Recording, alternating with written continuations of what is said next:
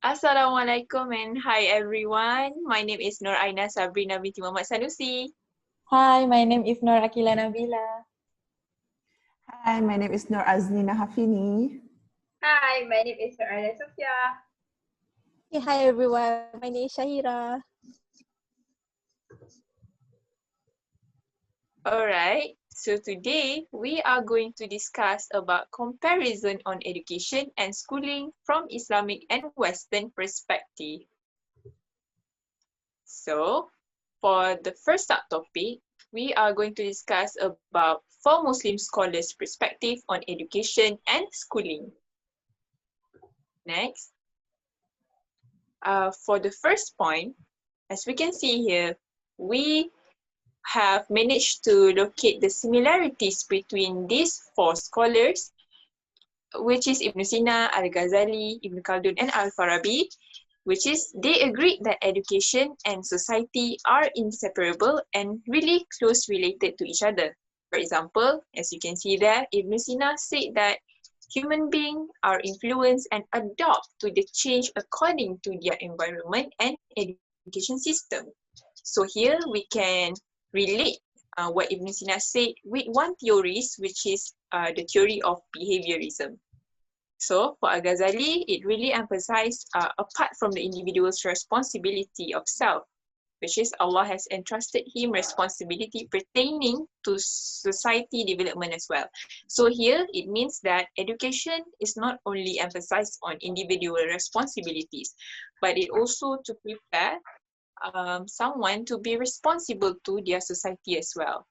So for Ibn Khaldun, it says that education system of any society should be formulated accordance with the ideology of the society. So it means that here, education should teach someone according or align with the ideology of the society so that they can survive in the society. Same goes to Al-Farabi. It says education prepares individual for an early age to be members of society and owns perfection. So education does play a big role in order to prepare someone to survive in their own society. Next. Aqilah? Okay, so another similarity I can find is all four scholars claim that education can develop morality. This can be known when Ibn Sina claimed that education is to contribute to the holistic growth of the individual in terms of physical, mental, and also their moral. While Ibn Khaldun stated that education consists of the moral, intellectual training and teaching of humans to bring out their potential with a man for a better character and also their personality. Al-Ghazali supported Ibn Khaldun's view when he urged that youngsters' moral development is one of the fundamental objectives of education. This is because Al-Ghazali views the role of various people as important in influencing the moral development of a child, especially the parents, peers, and also the teachers. He gave an example of a garden to explain the processes of moral education, which is before we plant a flower, the ground must be cleared of weeds. Similarly, teachers must purify the student's soul by removing from it filthy thoughts and also immoral deeds before teaching moral and good. And then all acts should be carried out for the sake of God. This is added by Al-Farabi because he views education as acquiring moral value for own moral perfection or behavior. Next. Okay, next. As we can see here, similarities which shared by only two scholars, which is Al-Farabi and Al-Ghazali. So here, Al-Ghazali said that education should cultivate men to abide the teaching of religion for salvation, happiness in the eternal life and hereafter. And then Al-Farabi, education concerned with the human soul. So here we can conclude that both of these scholars really agree that education should not be only about the intellectual knowledge or materialism, but it also emphasizes on the spiritual development of a person. For example, about religion and human soul. So next. Okay, so for in terms of child education and schooling aspect, Ibn Sina and Al-Ghazali shared the same perspective, which is they believe that education should start as early as a younger age. For example, Ibn Sina said education should start from birth until 6 years old. Meanwhile, Al-Ghazali said education should start at the age of 7. So here we can see that both of them agree that education should start at the early age. Because in my opinion, I think that it is really relevant because we not yet achieve our puberty. So here, Ibn Sina also said that there are at least 5 factors in child education, which is that child should be exposed with faith, good manners, wellness, literacy, and profession, as well as the cleanliness and hygiene as the teacher's characteristic. Meanwhile, Al-Ghazali, children should be exposed to the education at the early age and by learning the Quran, Prophet, religion, respecting parents and elders. So here, Al-Ghazali really like highlight in terms of the moral development and Islamic perspective. And for Ibn Sina, it really emphasized on the Islamic perspective as well as the hygiene, which is, as we know that Islam said that cleanliness is a part of Iman. Okay, next. Okay, so another similarity is from responsibilities on children's education and schooling aspects, where Ibn Sina believed that the parents should take the responsibility of educating and raising a child, and this is supported by Al-Ghazali, where children's education falls under parents' responsibility. He believed that parents' good upbringing give children good characteristics and the children can live a righteous life. Al-Ghazali views the role of parents as significant because a child interacts with his parents more than any other person and influences the child the most.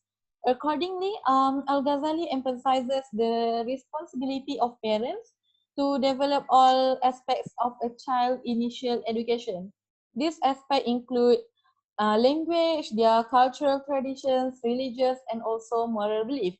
A child is influenced by his parents for good as well as for evil, he said. Accordingly, parents have admired if their children develop a good character and held responsible if their child develop unacceptable traits. Where Ibn Khaldun said that teachers should act as a parent towards the students because at school, teachers are the one that will guide and help the students. Next. So, education and happiness also relate to one another, where Al-Ghazali claimed this is only between Al-Ghazali and Ibn Khaldun, where Al-Ghazali claimed if the parents and teachers neglected the child's upbringing and education, he would lead a life of unhappiness in both worlds, and they would bear the burden of the sin in the hereafter of neglecting the education. While Ibn Khaldun also stated the same, that education should be a means to bring happiness in the life of people. It's not a burden. Therefore, we should, for them, education should be something that will make students happy. Next.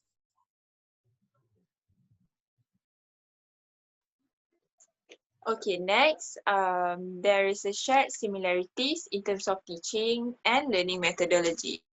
So Al-Ghazali and Ibn Khaldun share the same perspective toward this aspect. Okay, for Al-Ghazali, they think that teachers should take into account, which is they must teach the children based on their level in teaching. Okay, and then for Ibn Khaldun, they really emphasize on a method of teaching that should match the level of the learner. So here I do agree that we as a teacher, we must provide the student with education which the same level as for them. Because if we provide something more than their level, so it will be likely and high risk to fail. Next. Lastly, the scholar's perception of teaching and learning methodology also differs, like Aina Sabreena has said. Ibn Sina believed that education of the child must be given according to the child's physical and mental growth stage. It focuses more on scaffolding, while Al-Ghazali mentioned that knowledge is useless if it was not being practiced, because according to him, practice is the effective method of learning and also gaining knowledge. He encouraged students to use their own sense and judgment rather than imitating others. Al-Farabi method of teaching and learning methodology are the same as Al-Ghazali. He also encouraged students to practice what they have learned. He assured that the goal of education is to combine learning with practical action, as the purpose of education is to be applied, and perfection is when it is transformed into action. Ibn Khaldun, on the other hand, believed that memorization is not the best way to learn. He believed that participation and discussion like we are doing now are better than memorization. He discouraged the method of teaching which did not help students to think and solve problems on their own. Next. Oh, I have question. Yes.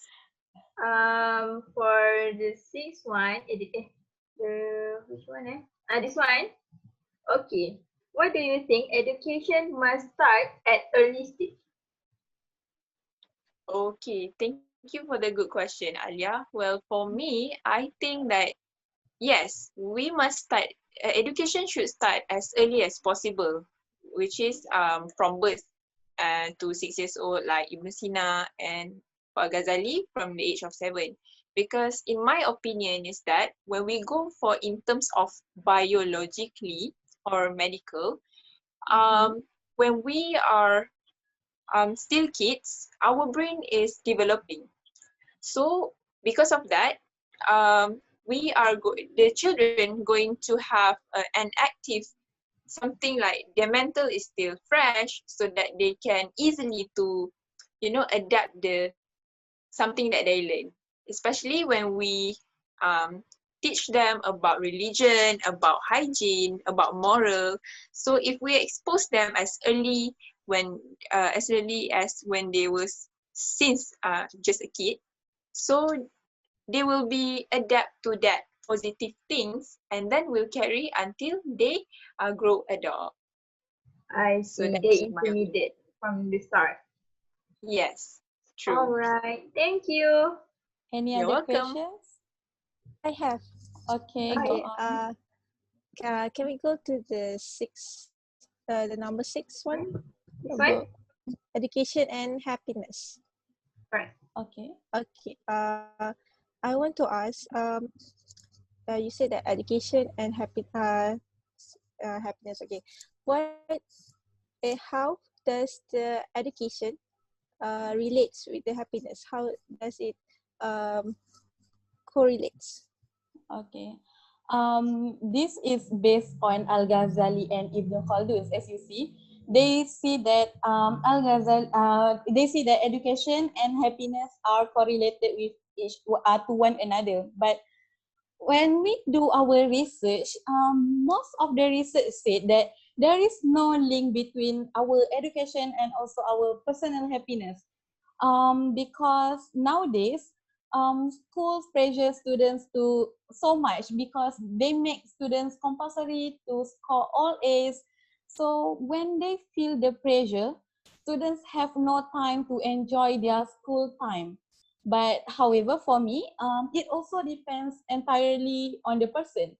When the students set their definition of happiness, because students set their own definition of happiness.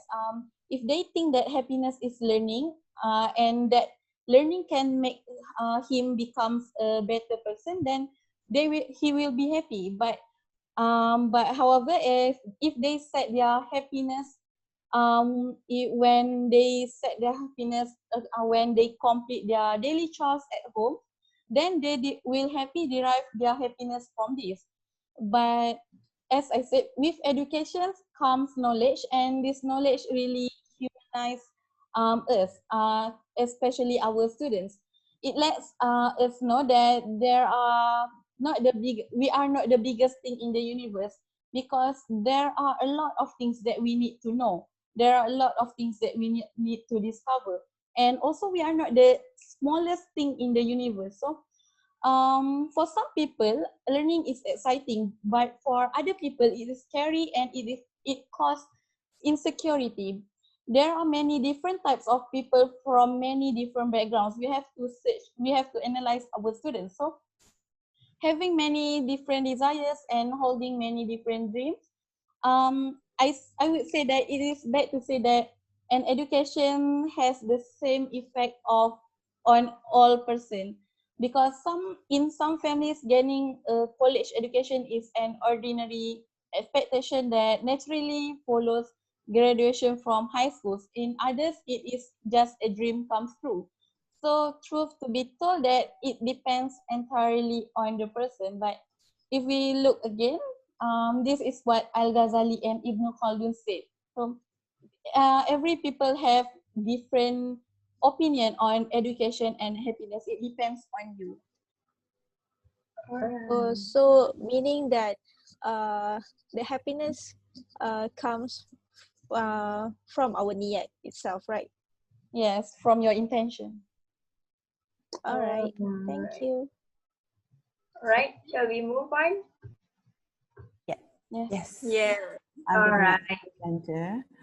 Okay, now I'm going to present on the comparison between three Western theories views on education and schooling. So for education, I'm the one who's going to present, and for schooling, will be presented by Alia.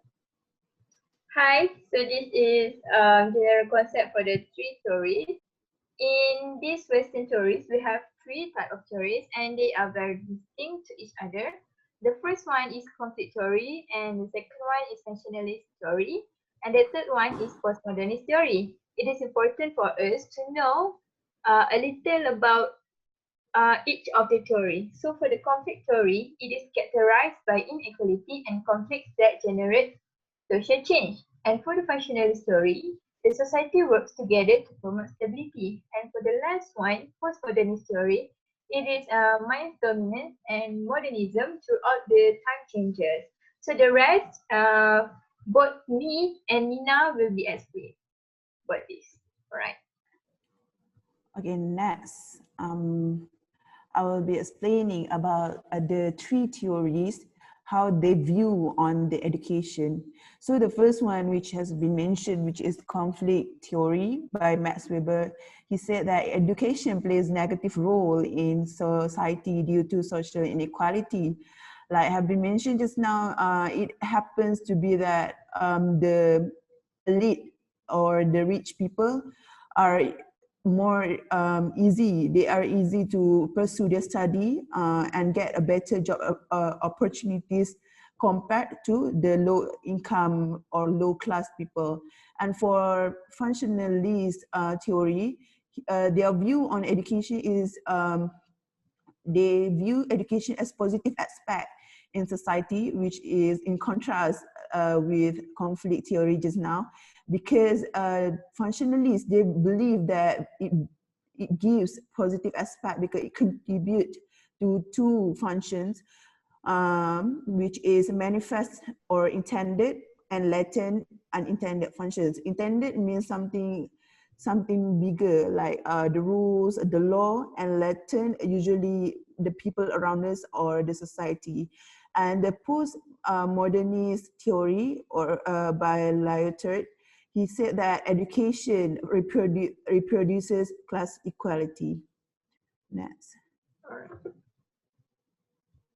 So next, the three theories also mention about the functions of education in their based on their beliefs. So For conflict theory, they mention that the function of education is for stratification tool, which means the society's categorization, meaning that they categorize the society, meaning so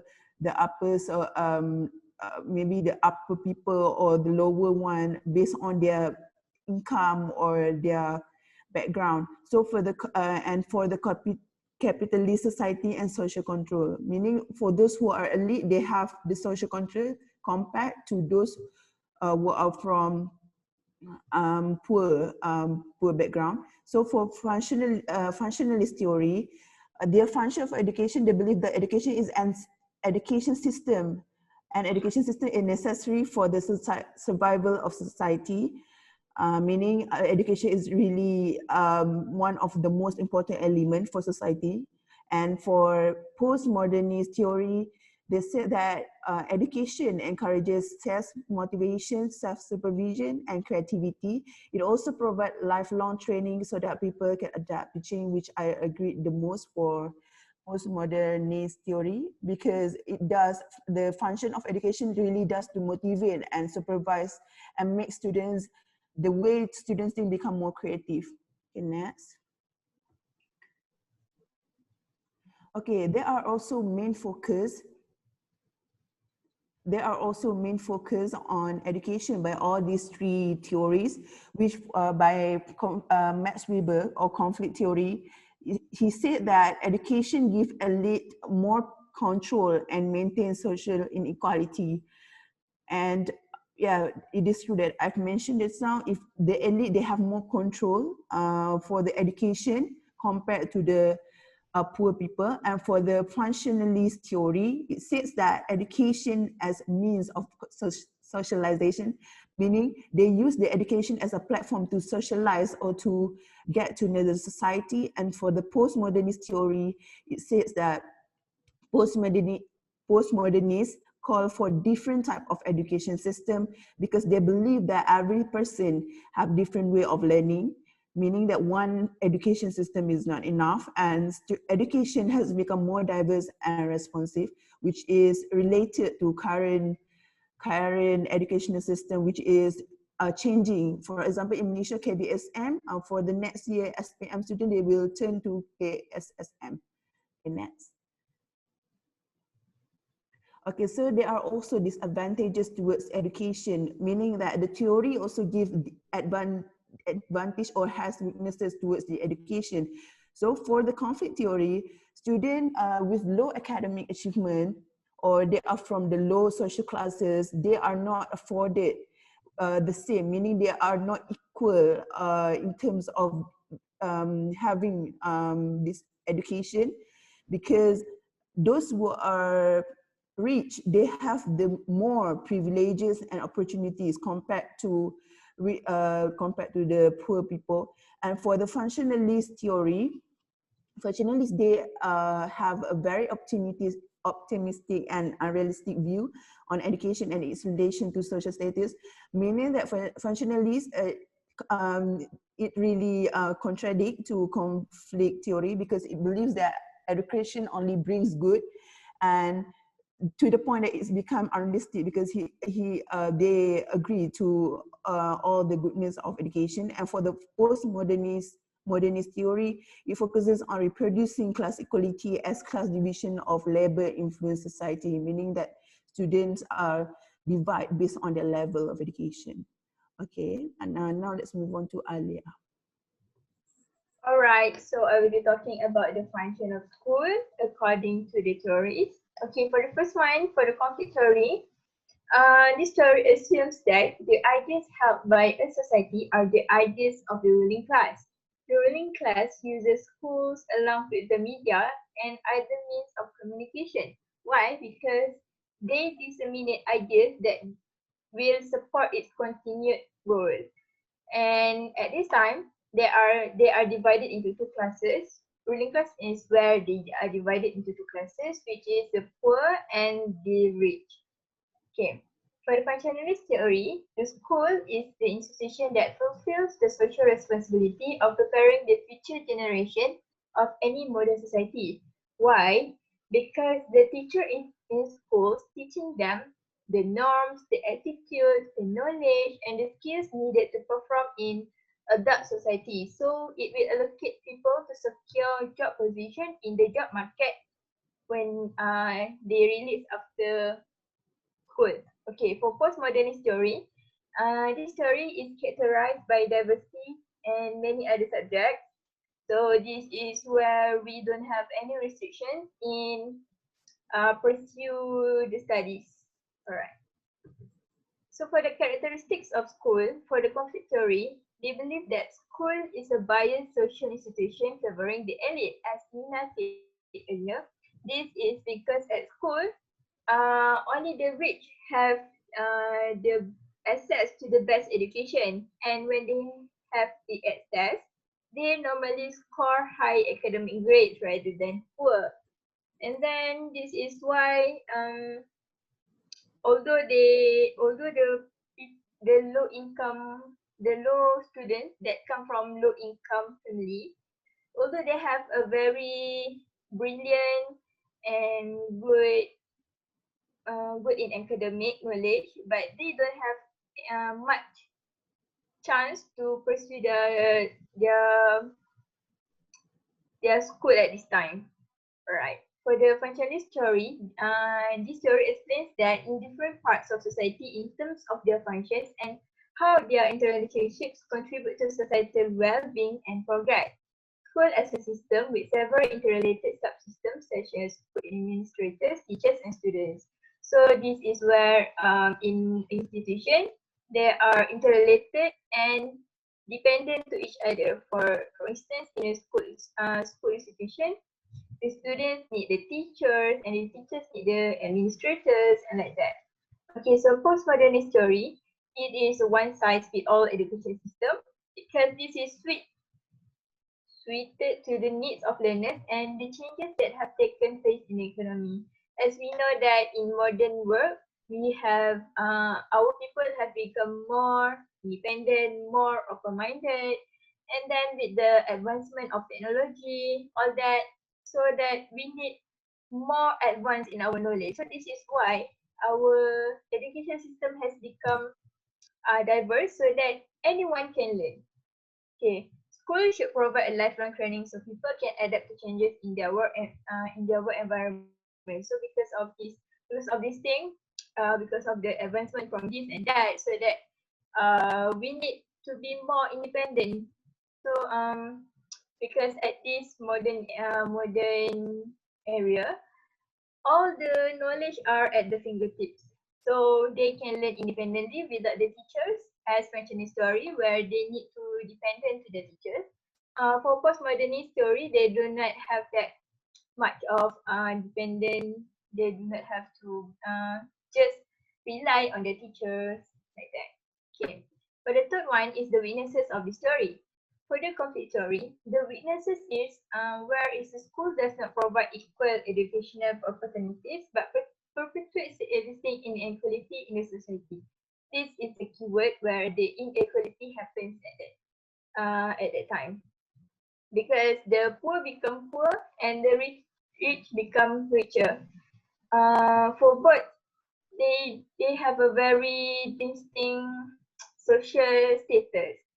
So for the rich and the richer, when they have more access to the education, they will secure a better jobs. So for the lower students, for the lower education students, they don't have much placement in their job.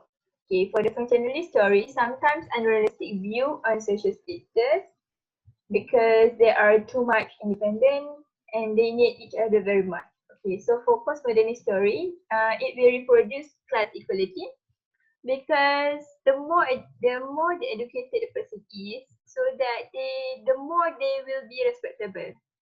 So the one who left behind are not respected as much as people that has a very high-end education certificate like that.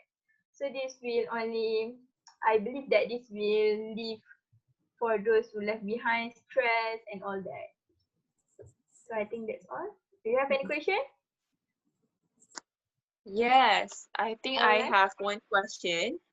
I want to ask Sister Aznina. Okay. Okay. Okay, My sure. question is that what will happen if conflict theory is still applied in our Malaysian education system? Okay, so as we all know that conflict theory is something like bias. It favored those people who are among elite instead of those people who are from poor background. And then, so regarding to your question, um, what will happen if it is applied in Malaysia, right? So what will happen, from on my opinion, what will happen is that the gap, the gap between the poor and the rich will be widened. Meaning that there are so, like Sister Alia has said just now, that there are the people who are rich will become richer, and the people who are poor will become poorer.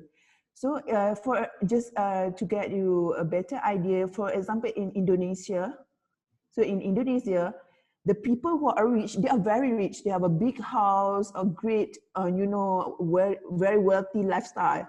But for those who are poor, like many immigrants come to our country, right? So for those who are very poor, they are among the homeless and so on. So this what happened if the conflict theory, meaning that if the education did not have did not create any changes, meaning that the social status will remain the same. If you are poor, then it will remain the same until your ancestor, from your ancestor, and until your kids and your grandchild, and so on. And those who are rich, they will reach from their grandparents to them right now. So it is how the inequality will remain the same. So nothing will develop within the society, meaning the society will work as the same. So you are rich, and then you are rich. Then if you're poor, then you will stay poor. And I disagree. I'm quite disagree with this theory, because our social status can be changed if we have education. That's how I've learned from my teacher. He said this: if you are poor one day, people stole your parents' money or what, the things that can help you is education. That will help you, definitely will help you how to get a job, how to show your potential to people. So that's my answer. Thank you. I see. Thank you, Sister Aznina. Does that answer your question? Yes. Okay, thank you. Alright. Okay, I would like to ask a question for Sister Alia. Alright. I just want to know, between functionalist theory and postmodernist theory, which one of those theories will be are preferred to be used in our Malaysian education right now?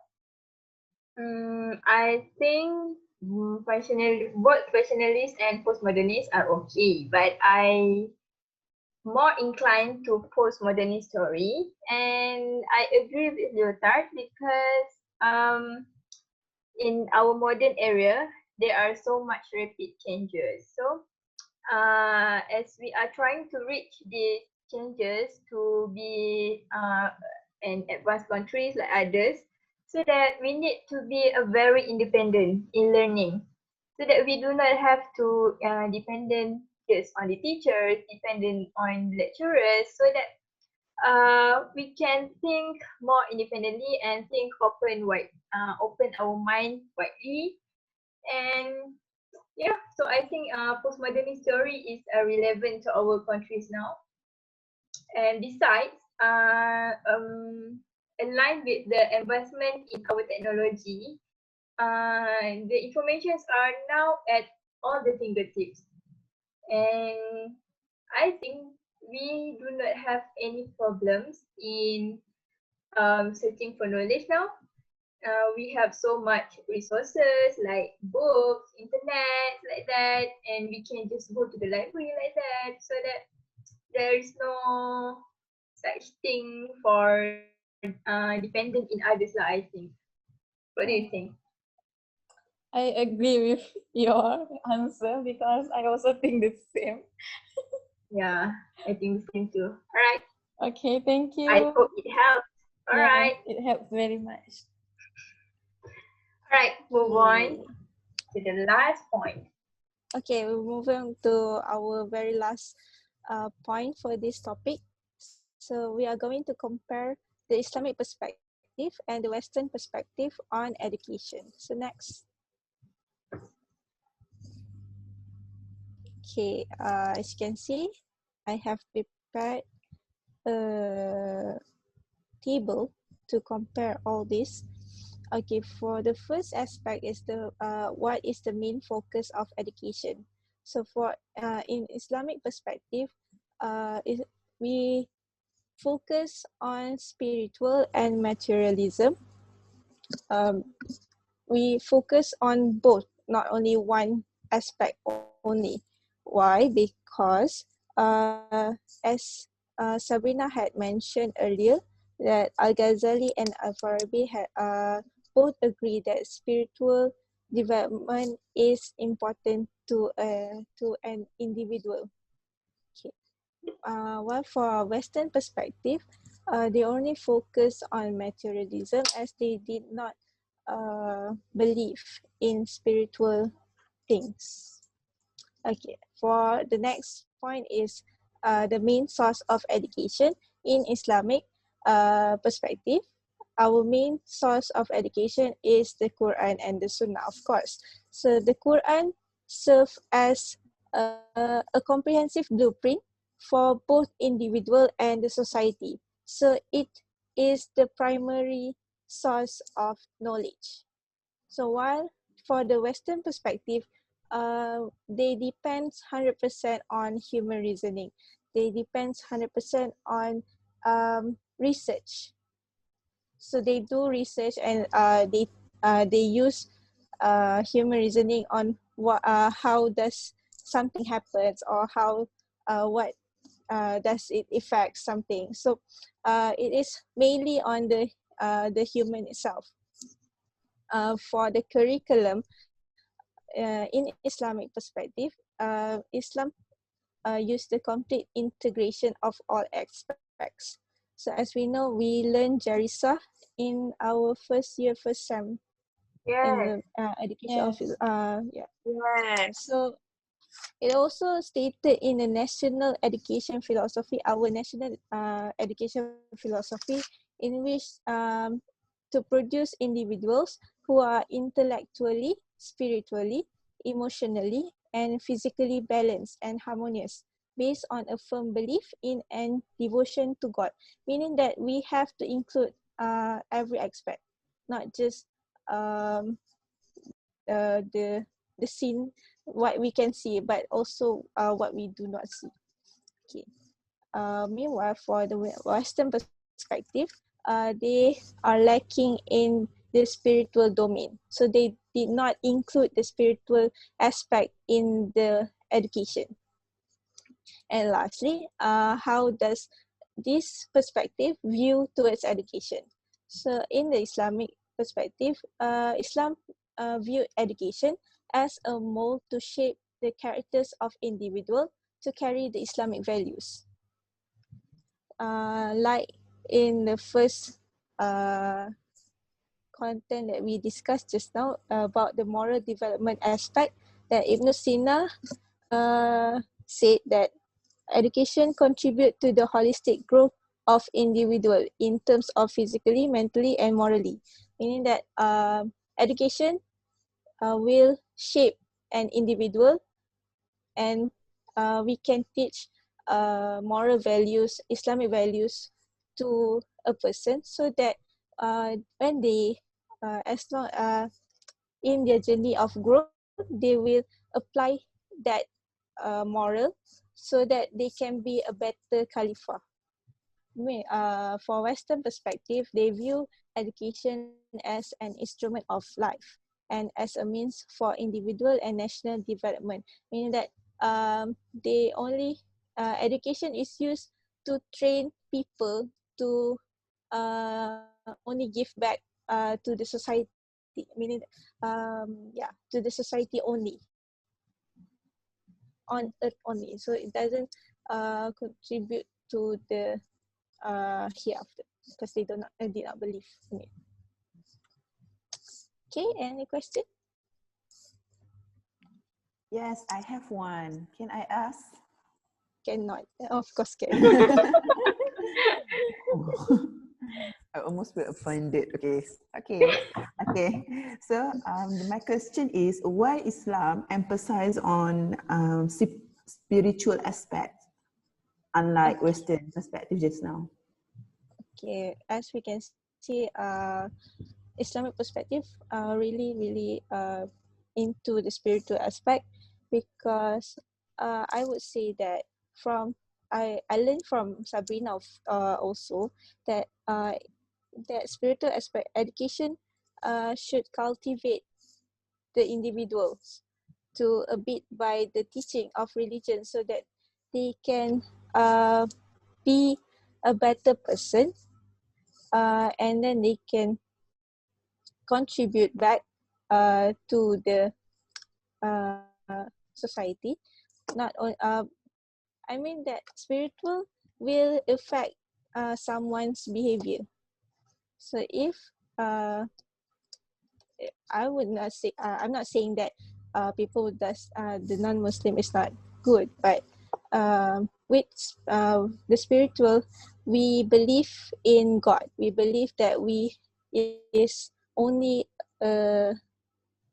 humble, a servant. So so when we have the spiritual aspect, we will observe our behavior. We will be good, no matter to we will be good to all kind of creature. Okay. So meaning that by having spiritual, we will be more mindful towards our action, like that. Yes. Okay. Right. Got it. Thank you. Okay.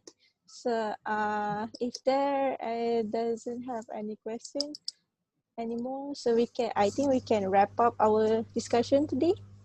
Yes. Sure. All right. So okay, thank you everyone for joining, for contributing to this discussion and making it fun. Yeah, thank you. So, Thank you. thank you everyone. Thank you, everyone. Thank you. All right. Thank you. Next. Okay. Class dismissed. Yes, Bye. clap. Good job. Well done.